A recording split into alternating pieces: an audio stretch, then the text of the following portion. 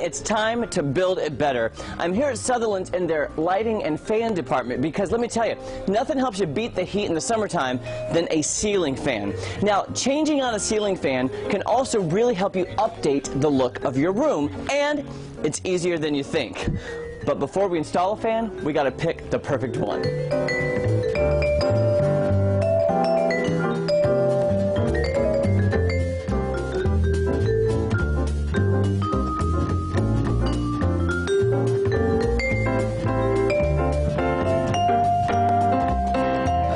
With this huge selection of ceiling fans, I don't know how I'm going to pick, so I have to whittle it down by what my friend Kelly needs. I'll be installing this in her living room.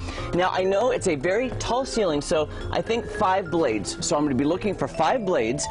Then, I know she loves the brushed nickel finish, so let me think. Oh, look at this one. Okay, this is gorgeous. I think this fits all of our needs. Look at this.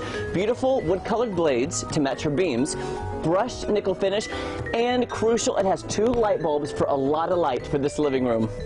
I think this is the perfect one. But you know what?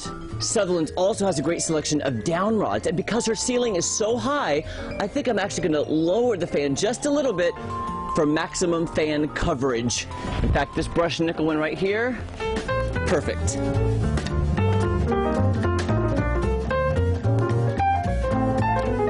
First, make sure to turn the power off at the breaker box.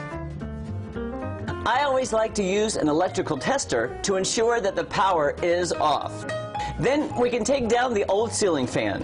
Now I'll open the new ceiling fan box and find the instructions. First up, I'm going to install the mounting bracket directly to the wood beam. Although on most installations, you would secure this to the outlet box in the ceiling. Since I'm using an extension down rod, I'll remove the down rod ball and pin from the shorter down rod and reinstall it to the new longer one. Then I'll feed the electrical wires through the new down rod and then secure it to the down rod yoke. Be sure to line up the holes, then screw it in place. Now, carefully lift the fan into the mounting bracket and make sure the notch on the down rod ball fits into the ridge on the mounting bracket. Now, this fan comes with a remote control, so I'm going to add the receiver to the mounting bracket and then connect the electrical wires. From the main power source, I'll connect the black wires, the white wires, and the green ground wires together. Then, from the fan to the remote receiver, connect the black to black, white to white, and blue to blue.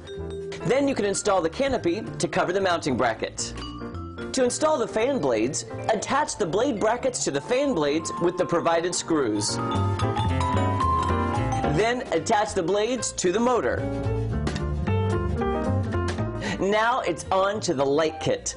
I'll connect the blue and the black wires together, then the white wires together, then screw the light kit in place.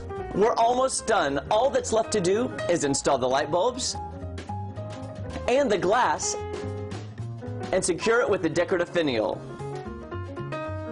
Turn on the power. All that's left to do is test the light and the fan. And we're done. Look how easy it is to install a brand new ceiling fan and update the look of your room. Now, don't stress out. Every ceiling fan is going to be slightly different, so make sure you read the instructions that come with your ceiling fan. So don't be afraid to tackle this project this weekend. You can do it. Till next time, I'm Jeremy Rabe, and don't forget, don't just build it right, build it better with Sutherlands. I'll see you there. Whew. It's getting kind of hot in here. I guess I need to turn on the fan.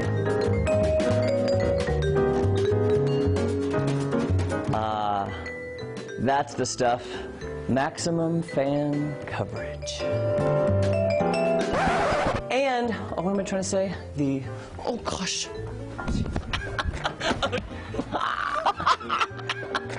Okay. Maybe I won't use that shot.